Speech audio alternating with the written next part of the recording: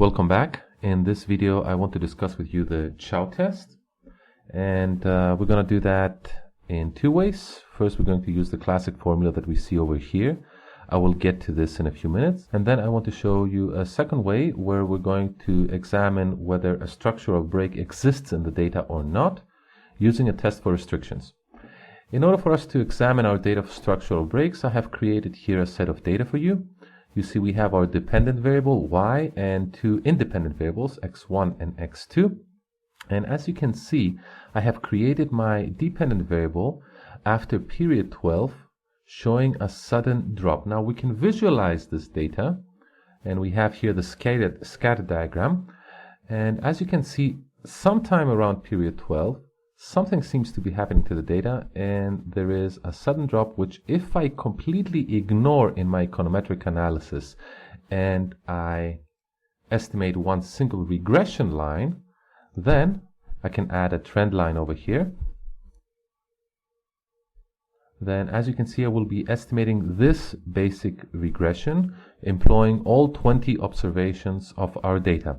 However, this might not be the best fit, so instead what we want to do is we want to examine whether splitting the data into two groups, in other words, if I estimate this once if I estimate the same model once using the first set of data and once using the second set of data, if I have a better fit.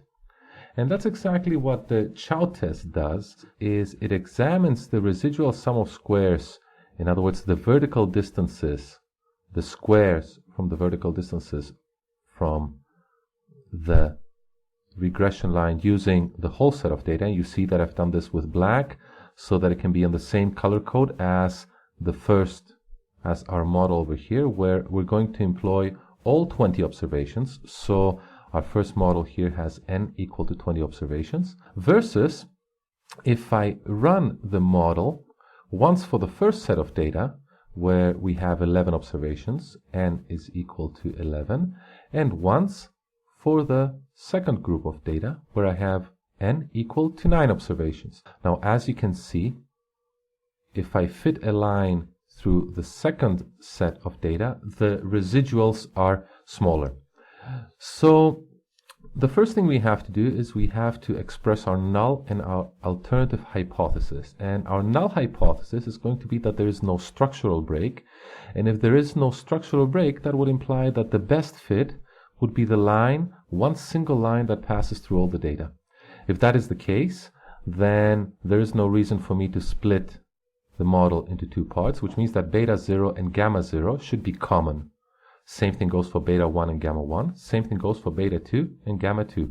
This implies that my null hypothesis is going to have beta 0 is equal to gamma 0 and beta 1 equal to gamma 1 and beta 2 equal to gamma 2.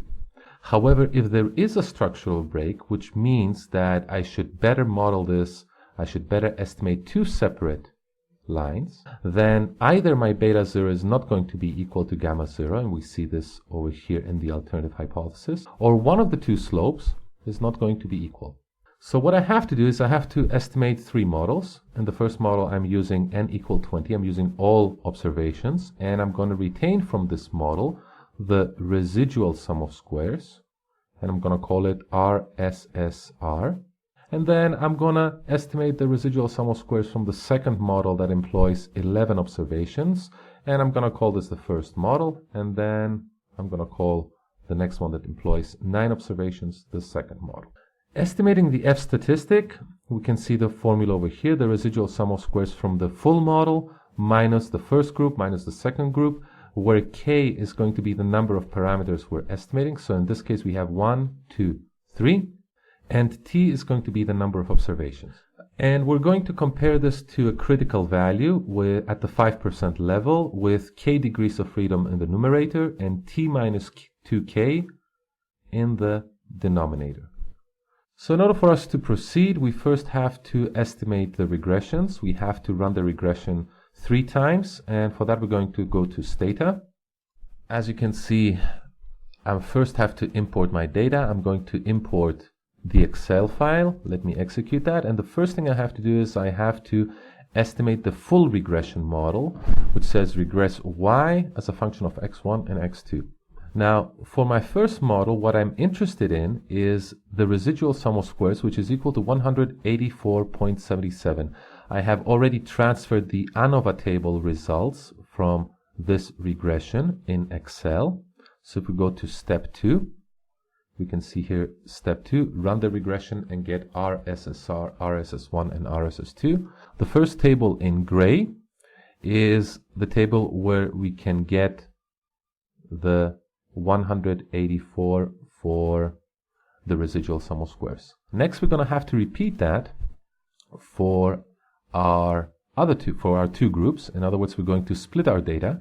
And in order for us to do that, I first have to generate a dummy variable, which initially I'm going to call D0 and place values on it equal to 0. So as soon as I run that, we can go to the data and we can see what we've just created, a new variable called D2 that has the values 0 on all observations. However, if I tell Stata to replace D2 equal to 1 if the observation is more than 12, so let's go and execute that, and you can see now that after observation 12, I have D2 taking the values of 1.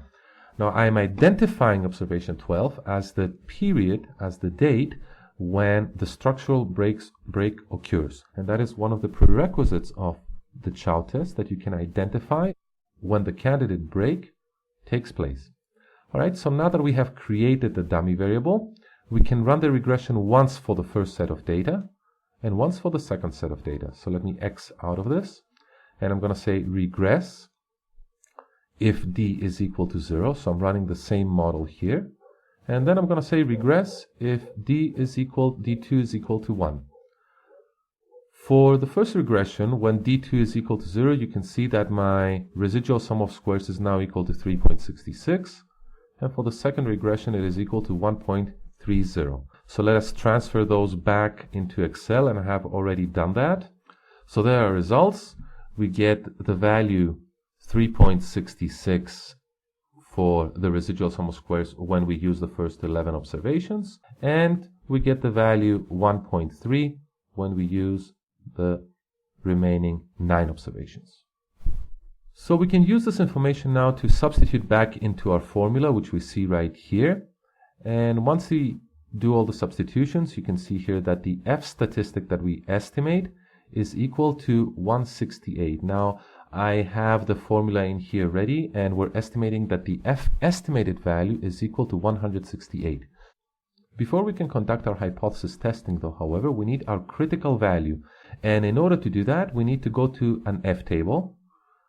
So we have here an F-table for an alpha level of 0.05. And what I do need is 3 degrees of freedom in the numerator and 14 degrees of freedom in the denominator. That means that my critical value is 3.3439. This value has been transferred up here, so there's my critical value. Another way for us to obtain the critical value is by using the finv command. So let us write is equal to finv, and then Excel is going to ask us for the probability, where you're going to place the alpha equal to 0.05, the degrees in the numerator, which we know are equal to 3, and the degrees in the denominator, which are equal to 14. Once I press enter, I get exactly the same value that I found from the table. So let us go to our F distribution on the right hand side. We know that there is a critical value. On the left hand side we have our H null, and on the right hand side we have our H1, and the critical value that we found from the table is 3.3439, and then our estimated value is 168.95. So in other words, our F estimated falls in the H1 region, so we reject the null hypothesis of no structural breaks in favor of the alternative hypothesis of a structural break. So either the constant in the two models is not the same, or one of the two slopes are not the same. So we do have a break that is related either to the constant or to the slopes in the model. We can also find in Excel the p-value. And the way that we can do that is by requesting F-dist. So let us write this out together. So this is equal to F.dist. And it's going to ask me for the x value that I want to test. So 168 is the x value. 3 degrees of freedom is what I have in the numerator. And 14 degrees of freedom is what I have on the denominator. And then I'm just going to write false for the cumulative distribution. And the p-value is 0.007. Now, if you're wondering what this value is on this diagram, well, basically, if I were to project this to the right, I know this is not a very good diagram, but the area 0.000127 is the area to the right of the value 1.68. Since we're conducting this test at alpha is equal to 0.05, which means that this area is 0.95, that means that the area to the right-hand side of 3.34 is 0.05. So a significance value of less than 0.05 signifies that we reject the null hypothesis. So this is the first way that we can examine for a structural break. The second method that we can employ is by testing for the restrictions. And we're going to see this in the next video.